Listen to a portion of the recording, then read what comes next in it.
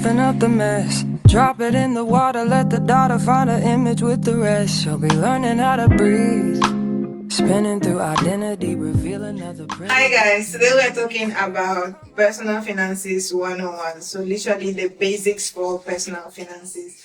Now, if you're an entrepreneur, you're a college student, or you're a young adult that wants to learn about personal finances, this video is for you. So stay till the end. Hold a hand. Now, before we get into the video, let's define what personal finances are.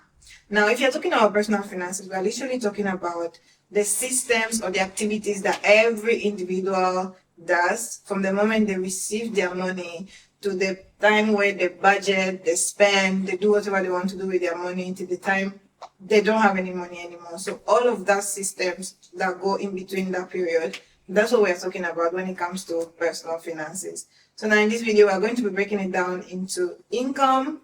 Then we're going to talk about what you do when you receive your money after the income, and then how to grow that money that you have left with you. So let's go into the income. Now, when we're talking about the income, if you're an entrepreneur, obviously, whether you're selling online, whether you have a store, a physical store, or however you do a business, you have an income that's secured. Now, if you're a 9 to 5, also, you know where your source of income is. If you're a student now, I know that for students, most of the times you say that, oh, you don't have an income, but let me tell you something. If you're a student and you receive money on a monthly basis from your parents, that's literally your income.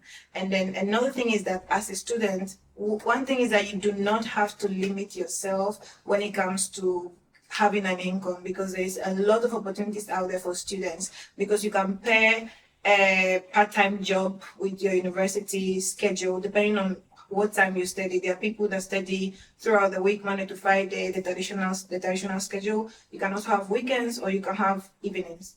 Now, if you study whether Monday to Friday, or you do weekends, or you do evenings, you always have some time in your schedule where you can do to use other things. So you can learn a skill, you can sell food, you can braid, and there are things that you can easily learn to actually create an income. And it's absolutely very advisable that while you're in university, you start building or developing a habit to have a healthy personal relationship with money.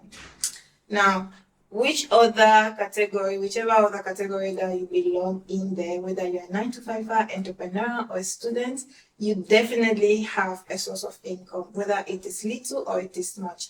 Now that we know that this is your source of income, let's get into breaking it down on what you do when you receive it. Based on what you earn, you can break down this second aspect into 4 parts, right? And these are savings, investments, expenses, and emergency fund. Now, let me give you a personal example. When I was in university, I used to do like a lot of businesses, and that was because I always gave myself like a goal. And my goal was always to grow my finances on a yearly basis. So I remember when I started with like 500 cedis that I wanted to make extra 500 cedis, as low as that. So I told myself that, okay, by June, so I usually start from the beginning of the year and I give myself a goal specifically every 6 months. So I would look for something I can do in between the year to be able to earn more money. Then I'll tell myself how much I want to be able to make by the end of the year. And that's because I always saved to do something in particular. And that's a tip right there that I want you to get. It is that whenever you say that you are saving, you are supposed to save for a particular purpose, because when you do that, it will help you to actually get your target. Because I hear a lot of people say that I'm saving money, but you are saving for what? Because if you don't have, like, I'm saving for a car, I'm saving for a trip, I'm saving to buy this, you actually keep using the money for your savings. The reason is because you don't actually have any particular thing that you are attaching that savings to. Now, when I was in university and I was trying to make money, I was looking for gigs, sort of, and I was doing things like, how do you call this thing where you go for events and then they pay you for assisting at the event? I used to do things like that. I used to also do usher jobs. They will pay me for the day or sometimes for the week, depending on how long the program will be. And I also tried to get paid internships, and paid internships actually were the thing that actually gave me more money, depending on who I was working for, because I was trying to work for individuals. Now, when you're breaking down your income, let's say, however that you get your money, you're breaking your income into these 4 parts: the savings. I know that you say that, oh, I'm making this amount of money. It's impossible for me to save because I have to feed my family. I have to do this and that. Everybody has that. But when you're thinking about the future, if you do not discipline yourself enough to know that I'm taking this out of my income to be able to put it into this for this purpose, you're never going to get there. That's the honest truth. So you have to discipline yourself, and the word is discipline. Okay. So if you're making, let's say for instance, you make 2,000 CDs, and this is just an example, and you just tell yourself that, you know what, every month I'm going to put away 400 CDs. I know that it sounds like a lot because 1,600 CDs, you want to believe that, or you want to think about your expenses, your hair, your this and that, and other activities that you want to do for your personal, your personal recreational time or whatever. Then that's when you start looking at, that's when you consider that it is important to live below your means, especially when you want to grow. And that's where we are going to. We want to grow. So in the meantime, you have to consider discipline when it comes to finances. Now, when you want to save, let's say 2,000 CDs, as we say, you take 400 CDs, you put into your savings. Those savings, I would give you an example of the things that you can do so that that money is not just sitting somewhere. And that's by, for instance, with the banks, I know that you can get products where you can invest into treasury bills and things like that. And these are very low risk investment and which are also short term. Now, if you say, for instance, you say 400 CDs, instead of you to put that money just in your account, you can use that money and buy treasury bills at the bank. I will explain that in another video so that you have a clearer understanding. And then you have that money to grow for you and generate a passive income sort of. Now, when it comes to emergency fund, if you're thinking about you want to help your family at the end of the year, or you want to do, or you don't actually know what will happen because there are things that just come up. Let's say your family comes up with an emergency and you actually need to attend to it, or you fall sick. That is not what I'm desiring for you, but you know, these things happen, right? So you need to have that money that you say that regardless of what happened, you have something to start with before you start looking for help. That's an emergency fund. And for that, you can actually say that every month you're going to put 100 CDs away because it's not something that happens every month, but you just save towards a cost that can come at any point in time so that you can have something to help yourself. Now, when it comes to your expenses, this is where you're supposed to be very, very disciplined and know what you need and what you don't need. There are things that you can actually do without. Under your expenses, the most important things are your bills and your food stuff. Because if you have food in your house, you're good to go. If you pay your bills, you have your lights, your Wi-Fi, you're good to go. Now, the other things, which are beauty and recreational activities, that's where you actually cut down your costs. And if you're somebody that you like to go out and enjoy yourself, there's a way you can do it with a limit. There are activities that you can do that are not really money related, or activities that actually don't require for you to spend a lot of money because there are lots out there. Now, if you are considering that you want to grow your wealth or you want to grow from wherever you are, these are things that I would advise, right?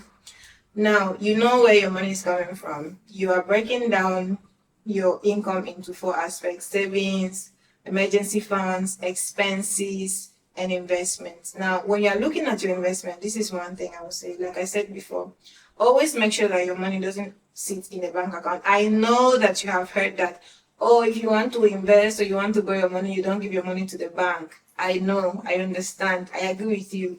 But let me tell you one thing. If you haven't yet developed the discipline that you require to keep your money in the house, to be looking at it and not spend it anyhow, take your money to the bank. And this is how you can do it, right?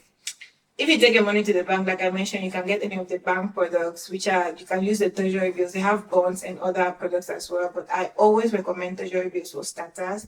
Why? Because it's a low risk investment and also short term. Short term investments are the ones that last between 1 month to 1 year. Literally, that's a short term investment. Now, if you're trying to grow, and you can tell me that, oh, I only make this amount, it's very difficult, but you have to start from wherever you are.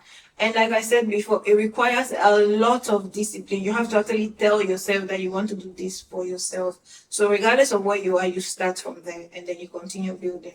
Now, you always have to consider a source that you can invest your money. If you do not want to go to the bank route, there are other options that you can use. You can invest your money into somebody else's business, or you can decide to start buying stocks or bonds. And stocks are simply tiny bits of ownership that you get into somebody's company. There are people out there that want to start a business. They don't have the capital to start. So one thing that you can do is to say, okay, give me 6 months or give me 8 months. I'm going to raise the money to be able to give it so that you can start the business. Then you have an agreement and you know how to go about other terms and conditions that you agree to with the person, so that you always ensure that you have a return on your investment. Now, if we want to summarize literally everything that we spoke about today, which is just the basics of personal finances, we started from saying that you need to have an income, obviously, if you're talking about personal finances, right? So when you know or you have identified your source of income, then what do you do with your money? You have to break it down into different aspects. And we mentioned savings, emergency funds, expenses, which is where you're supposed to be very disciplined and manage how do you actually break down your money, and then investments. Now, when it comes to savings and investment, you decide how to go about it, but ensure that you always specify what you are saving for so that you can actually reach your goal. Because when you know where you are going to, you actually know the route to take. So if, for instance, you know that you want to take a vacation at the end of the year and you need 2,000 cedis, you know that, okay, this is how much you have to save every month to be able to get your 2,000 cedis at the end of the year. And that's just an example. Based on what you are doing, you know what will work for you. Now, if you actually learned anything from this video and you would like to share with anybody that would also need to hear this, please share this video with them. Do not forget to subscribe, because we are going to be talking more on personal finance. And if there is anything in particular that you would want to talk about or any questions that you have, please leave them in the comment section and let's grow together from here. Spinning through identity, reveal another pretty little scheme. Save her mind.